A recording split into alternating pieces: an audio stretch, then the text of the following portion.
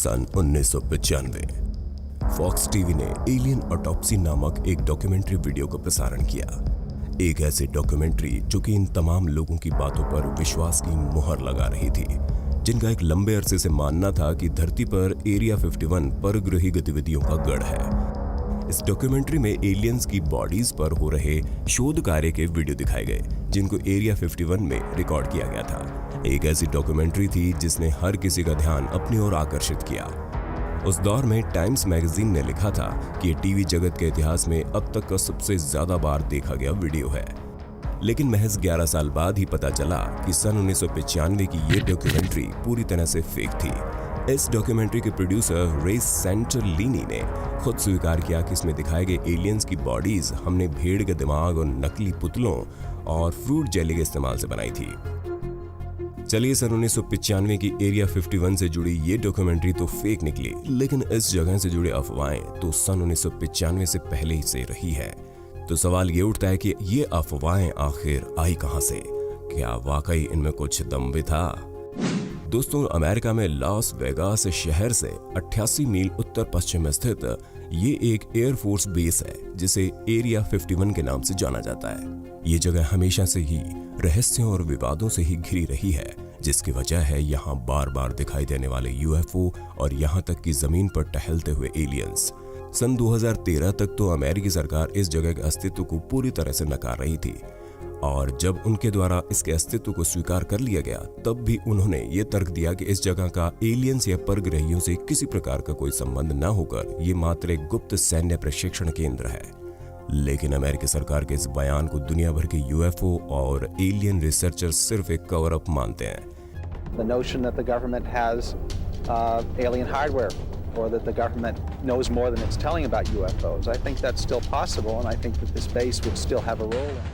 जिन्हें विश्वास है कि इतने वर्षों तक इस जगह को छुपाना और आज भी यहाँ की उच्च स्तर की सुरक्षा इस बात का सबूत है कि यहाँ जरूर कुछ न कुछ बेहद विचित्र घटित हो रहा है। इनके इस विश्वास को और भी ज्यादा मजबूत बनाती है उन पूर्व कर्मचारियों की गवाही जो कि खुद एरिया 51 में कार्यरत रहे हैं। उदाहरण के लिए मैकेनिकल इंजीनियर बिल ओहाउस सन 1966 से 1989 तक इस जगह पर कार्यरत रहे। अपनी मौत से पहले उन्होंने बताया कि वो खुद इस जगह पर एक ग्रे एलियन के साथ काम कर चुके हैं, जिसका नाम जे रोड था। उन्होंने कहा कि जे रोड एक परग्रही विमान का पायलट था जिसे एरिया 51 में रखा गया। साथ ही उन्होंने कहा कि वो टेलीपैथिक टेक्नोलॉजी से इस एलियन के साथ बातचीत करने में सक्षम थे। वैसे एरिया 51 सबसे ज्यादा सुर्खियों में रहा है सन 1947 में घटी रोजवेल दुर्घटना की वजह से। 8 जुलाई 1947 को अखबारों में यह खबर थी कि रोजवेल न्यू मैक्सिको में एक यूएफओ क्रैश होकर गिरा है। जल्द ही ऐसी अफवाहें उड़ने लगी कि इस जगह यूएफओ से कई जिंदा और मुर्दा एलियंस बरामद किए गए, जो कि दिखने में रेशेदार पतले शरीर और बेहद बड़ी आंखों वाले थे। घटनास्थल पर मौजूद चश्मदीदों में से एक थे lieutenant Walter hot. Lieutenant Walter hot की मृत्यु के बाद उनके द्वारा लिखा गया एक अजीब हलफनामा सामने आया, जिसमें लिखा था कि यूएफओ की जांच करने पर हमें 2 मृत एलियंस की बॉडी बरामद हुई थी, जिसको लेकर सरकार द्वारा सख्त निर्देश दिए गए थे कि आप पब्लिक या पत्रकारों से इसके बारे में किसी भी प्रकार की बातचीत नहीं कर सकते।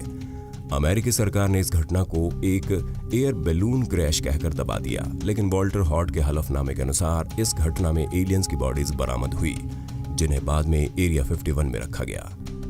ये घटना तब और भी ज्यादा पेचीदा साबित हुई जब उस दुर्घटना स्थल के चारों ओर कई मीलों के इलाकों में सरकार व सेना के कई अधिकारी काफी महीनों तक गहन खोजबीन करते रहे, जिसमें ऐसा बिल्कुल भी नहीं लग रहा था कि ये मात्र एक एयर बैलून क्रैश का मामला है।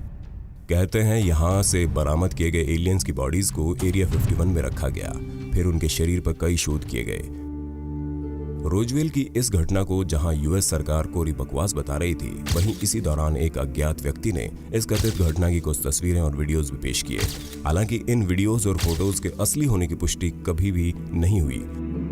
वैसे इस घटना से मिलती जुलती समानताएं एक अन्य व्यक्ति के बयानों में भी देखने को मिली, जो कि थे ग्लेन डेनिस।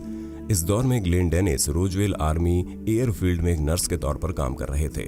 सन 1989 में उन्होंने खुलासा किया कि वो एरिया 51 में एक ऐसे डॉक्टर से भरे कमरे में मौजूद रह चुके हैं जहां 3 अधमरे एलियंस पर शोध किए जा रहे थे। इसके अलावा सन 2014 में एक पूर्व एरिया 51 वैज्ञानिक बॉयड बुशमैन ने भी अपने द्वारा किए गए एक इंटरव्यू की वजह से काफी सुर्खियां बटोरी।